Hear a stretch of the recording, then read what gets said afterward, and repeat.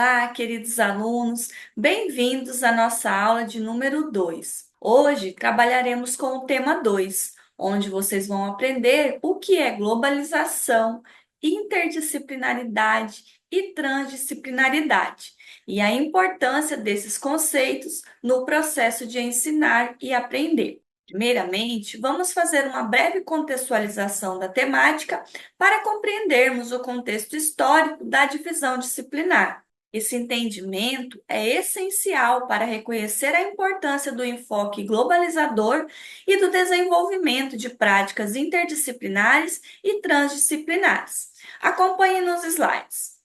Da mitologia grega ao conhecimento científico, chega-se ao modelo cartesiano. Tudo isso nós já vimos nas aulas de filosofia, quando estudamos a passagem do pensamento mítico para o filosófico. E a partir do pensamento filosófico foi quando surgiu a ciência, quando os primeiros filósofos começaram a se preocupar como foi que surgiu o mundo, a natureza, né, e todos os seres. Eles começaram a pensar racionalmente qual foi o elemento primordial que deu início à vida, que deu início ao surgimento da natureza. E aí surgiram várias proposições desses filósofos, cada um considerando uma arqué, que seria esse elemento primordial. A partir do desenvolvimento da ciência, o que aconteceu? Começou-se a produzir muito conhecimento em várias áreas, em vários campos. Conforme foi sendo produzido o conhecimento, ele passou a ser acumulado. Passamos a adotar o modelo cartesiano, que propõe a análise sistemática de determinado objeto. Seguindo o modelo cartesiano, a realidade passou a ser dividida em partes simples para que se possa estudar determinado objeto e compreender a visão do todo. Foi aí que surgiu a estruturação das diversas disciplinas com o objetivo de estudar cientificamente, de forma organizada, diferentes classes de fenômenos da matéria, da vida humana e dos seres vivos. Esse processo gerou uma disjunção do conhecimento científico e a reflexão filosófica. Esses primeiros filósofos eram físicos, químicos, matemáticos, astrônomos, e eles se preocupavam não apenas com as questões relativas a essas áreas, mas também pensavam de forma integral, pensavam o mundo, a natureza, os seres. Aquele conhecimento científico que era pensado a partir de uma realidade integral no campo filosófico, ele passou a ser sistematizado em campos de disciplinas diferentes, separando a física, a biologia e as ciências do ser humano. Então, como esse conhecimento foi acumulado e sistematizado para estudar esse conhecimento, ele passa a ser visto de forma desligada da realidade. É assim que vocês, alunos, se deparam quando cursaram o ensino médio, uma infinidade de conteúdos e fórmulas e estruturas, e tudo isso muitas vezes vocês estão estudando sem saber como isso se conecta com a realidade, porque um dia foi pensado dentro da realidade. Quando o conhecimento filosófico se preocupou em entender qual era o elemento primordial que deu origem a tudo, foi aí depois veio a surgir a química, a física, a astronomia, a biologia, as ciências da natureza. Porém, como foi produzido muito conhecimento nesses campos, esse conhecimento teve que ser organizado de forma separada e também separado da reflexão filosófica. Por isso, muitas vezes, esse conhecimento chega até o aluno de forma desconectada da realidade. Podemos entender, então, alunos, como vocês podem ver ali no último item do nosso slide, o aspecto reducionista decorrente dessa superespecialização levou à abstração. O que seria essa abstração? Esse acúmulo do conhecimento produzido pelo pensamento científico levou a esse processo que eu expliquei anteriormente de compartimentação do saber. ocorrendo uma formalização dos conteúdos e o afastamento do objeto de estudo. Isso leva à questão da abstração. Todo esse conhecimento surgido na prática, pensado na prática e entendido a partir da prática, ele se tornou o quê? Teórico, ele se tornou teoria, foi formalizado. Então, hoje você vai estudar aquilo ali e você vai estar fazendo um processo de abstração, um processo mental, muitas vezes sem conseguir relacionar com a realidade. Por exemplo, vocês estudam na química uma tabela periódica, onde estão os elementos da natureza. E muitas vezes o aluno não consegue ter a dimensão que aqueles elementos são os elementos que formam a natureza, que nos formam, que nós somos compostos por esses elementos. Muitas vezes você pega a tabela, decora, você estuda, você entende, você aprende a resolver, mas você não faz essa conexão com a realidade. Do mesmo modo a física, do mesmo modo a matemática, do mesmo modo a biologia e as diversas disciplinas que estão presentes no currículo escolar. Vocês se lembram que nós estudamos sobre o currículo? Que esse currículo é a seleção desse conhecimento acumulado pela humanidade, ele está selecionado no currículo. As instituições organizam seus currículos. Vocês, quando estudaram o ensino médio, tiveram acesso ao PPC, que é o Projeto Pedagógico de Curso. Ali estavam as ementas, ou seja, o currículo da nossa instituição. Então, aqueles conhecimentos que estavam presentes ali foram selecionados, claramente seguindo as orientações dos dispositivos legais que eu citei na aula anterior. E por que, alunos, estamos abordando essa questão da divisão disciplinar? Para que vocês entendam o desafio que o docente se depara hoje ao ensinar, porque hoje, depois que houve essa fragmentação das disciplinas, né, essa separação entre o conhecimento e a reflexão filosófica, muitas vezes essa redução, esse pensamento simplificante, promove o distanciamento dos sujeitos da sua realidade, fazendo com que a nossa educação esteja desconectada das reais necessidades e interesses dos educandos. Então, muitas vezes vocês estão estudando e pensando, para que eu vou utilizar isso? E não conseguem relacionar esse conhecimento com a realidade. E a outra problemática é a imensidão de conhecimentos, a quantidade, esse acúmulo. O ensino ele precisa ser sistematizado e muitas vezes nós não conseguimos tempo para sistematizar esse conhecimento, para garantir uma aprendizagem efetiva, uma aprendizagem integral. Esse é o desafio do século XXI, lidar com esse acúmulo de conhecimentos, com essa fragmentação. E aí nós trazemos agora a contribuição de Hernandes e Ventura, acompanhe nos slides, uma citação para que nós possamos fazer uma reflexão. Olha o que os autores colocam. A impossibilidade de conhecer tudo originou a necessidade de aprender como se relaciona o que se conhece e a estabelecer a sua vinculação com o que o aluno pode chegar a conhecer. Como nós veremos a partir de agora, essa abordagem interdisciplinar, transdisciplinar, é uma forma de lidar com esse conhecimento acumulado.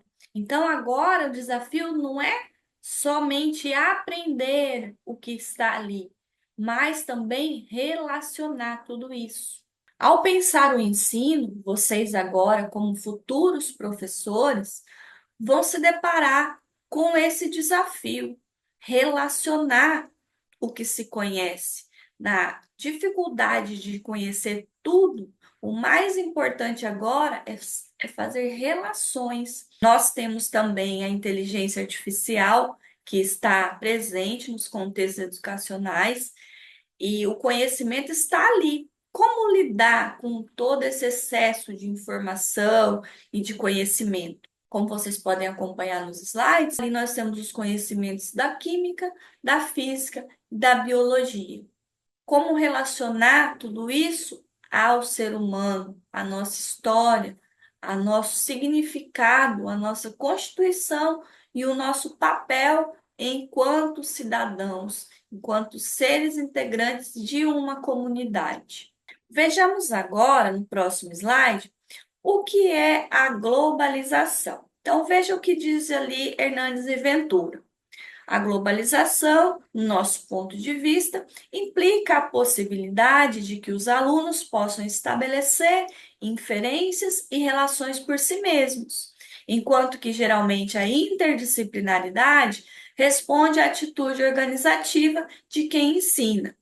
A questão está em como tornar coincidentes ambos os enfoques, como o educador vai trabalhar de forma interdisciplinar e levar o aluno a globalizar, que seria estabelecer essa conexão, fazer essa relação entre os diversos campos de conhecimento. Esse é o desafio da docência, esse é o desafio do século XXI. A globalização, então, está relacionada aos esquemas internos dos alunos, a forma como eles vão lidar com as diferentes informações, fazendo inferências, estabelecendo conexões e compreendendo essa relação entre os fatos. Enquanto que a interdisciplinaridade, ela está relacionada à atitude organizativa do professor, a maneira como ele vai abordar os temas a partir da perspectiva de vários campos de conhecimento, ou seja, de várias disciplinas. Pensar uma temática a partir de diferentes pontos de vista. Vamos ao próximo slide, onde Gadotti nos traz uma definição de interdisciplinaridade. Ele coloca que é a estreita relação que as disciplinas mantêm entre si. Além disso, o autor traz também uma definição, e a primeira aqui na nossa aula de hoje, de transdisciplinaridade. O que seria a transdisciplinaridade?